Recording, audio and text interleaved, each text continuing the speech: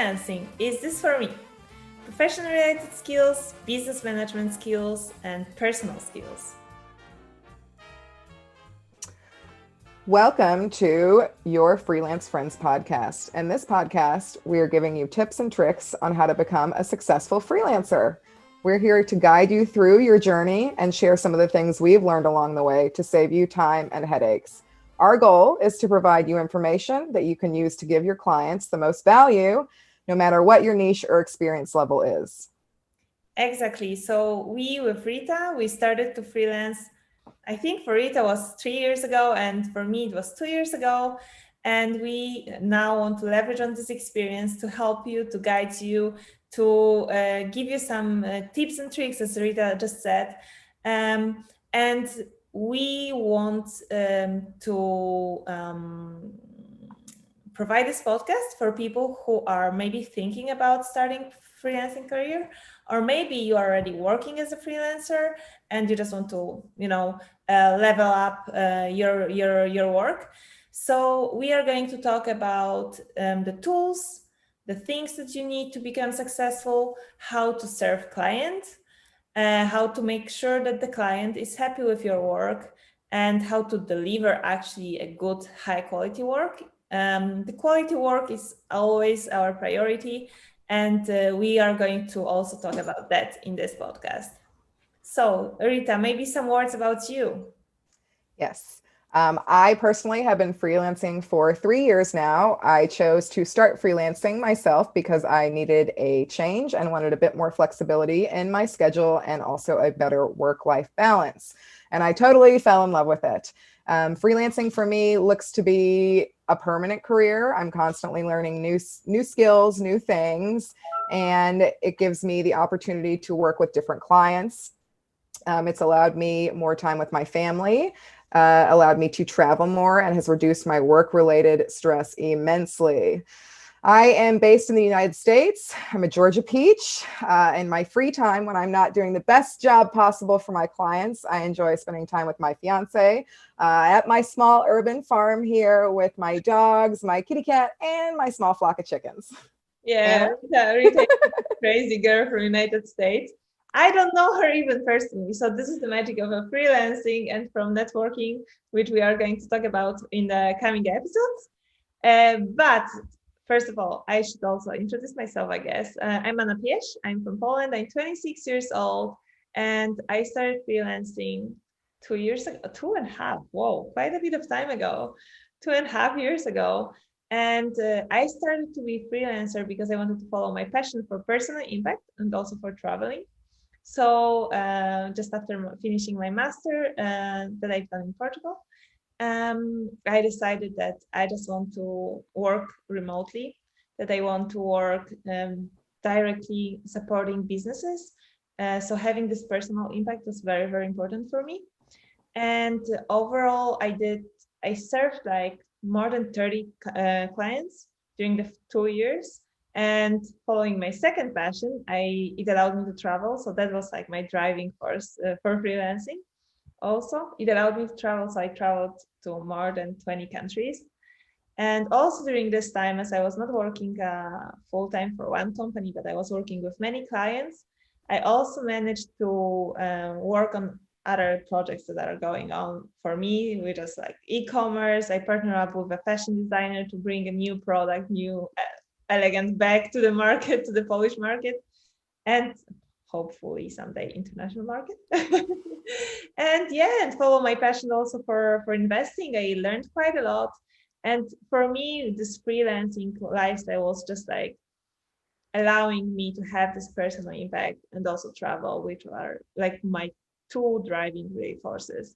So then something happened because I started to receive more and more work and I just couldn't handle that much. And I still wanted to help help my clients. So yeah, from my clients, they became our clients because this is where the time when I decided to open an agency for remote professionals and help my clients, my future clients also to find high quality, maybe not freelancers delivering high quality work in this way. not I didn't want to say high quality freelancers. So yeah, I wanted to give my clients opportunity to work with people who really deliver quality work. And then I contacted several freelancers through freelancing platforms, through networking platforms, and I found Rita. And she is the star that helped me to start the agency. We have another star, which is Alexandra. She's not with us today, but she is doing amazing work. And right now we have agency which is called KAIROS, and it's agency for remote professionals, for managers and assistants. We have a team of about 19 professionals from 11 or 12 countries.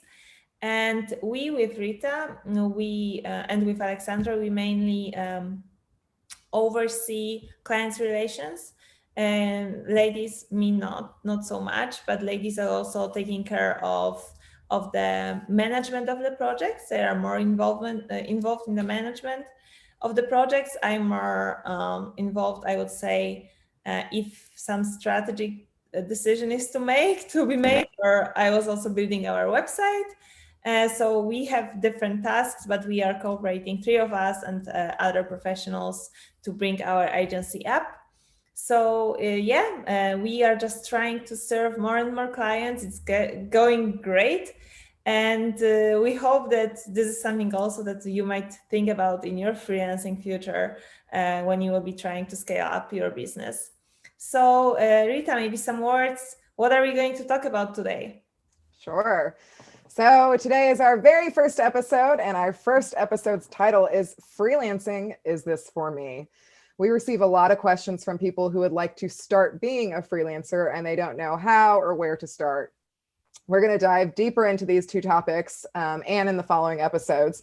However, we would like to start with the basic questions that everyone should ask themselves first. Is this good for you? Against popular thought, everybody cannot be a successful freelancer and do something online. From our experience, only a handful of people can become successful. So today we will start from the aspects we believe you need to consider when answering the question, freelancing, is this for me? Exactly. So first of all, we will speak about like specific professional skill set that I think that everyone should think about. So as Rita said, it seems like there's this belief maybe that everyone can do freelancing jobs.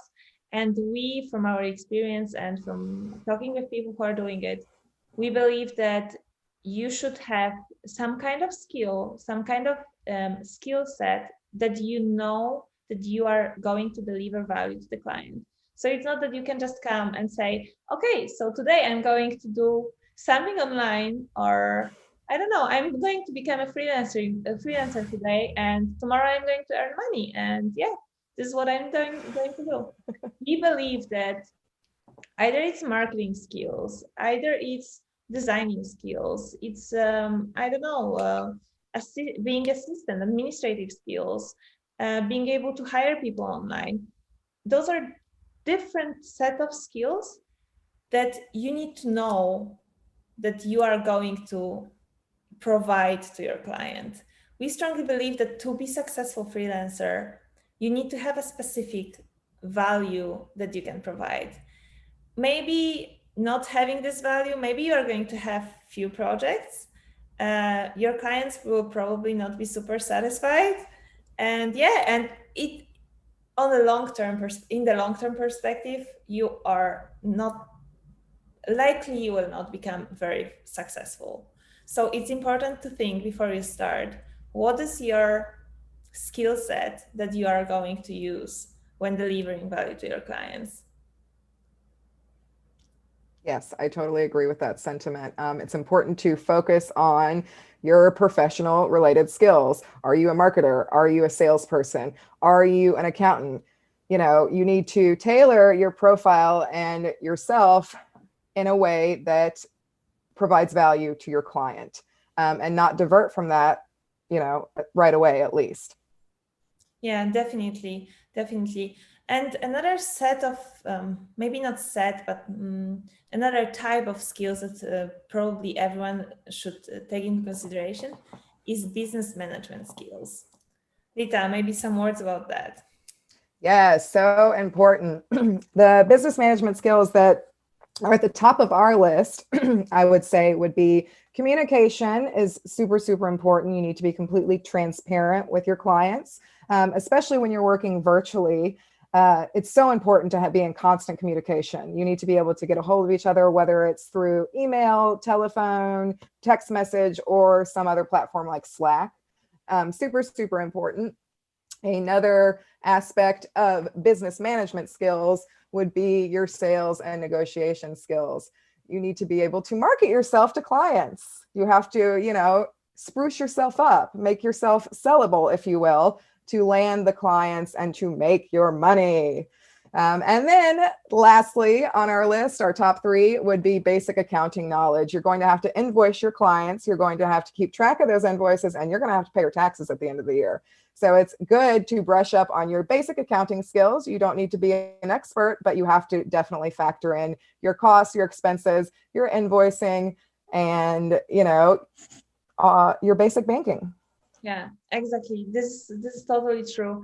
I think that some people go by without, for example, basic accounting knowledge. It seems that unfortunately, some freelancers, they don't take care of their finance, and yeah, I think this is like a problem of some people being freelancers. However, we are not going to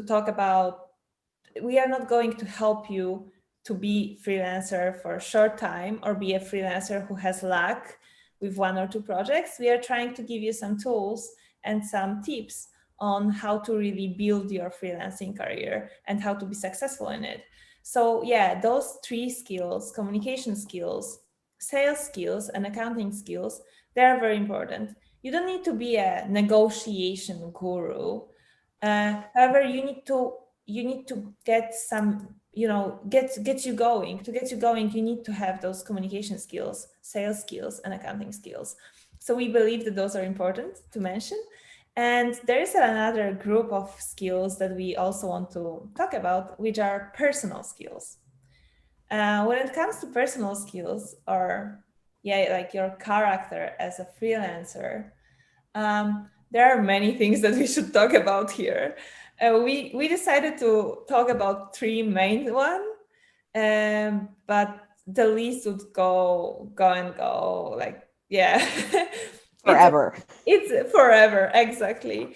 So basically, I think that the three that we wanted to mention today are passion to learn, your confidence, and time management skills. Yes, so, so important. I think, passion to learn, you have to keep yourself competitive always. Things are constantly changing, especially these days. So you have to have the drive to want to learn new software, new platforms, to keep yourself competitive. Confidence, obviously, kind of coming back to selling yourself. You need to be confident in your skill set so you can pitch it to your clients and make the money. And then time management, so, so, so important. You have to be organized. Your clients are going to give you deadlines and you need to adhere to those deadlines. So stay organized and manage your time. That's totally true. Yeah, I think as I mentioned, like there's so many things that we could talk about here, and those three are like crucial, crucial, crucial.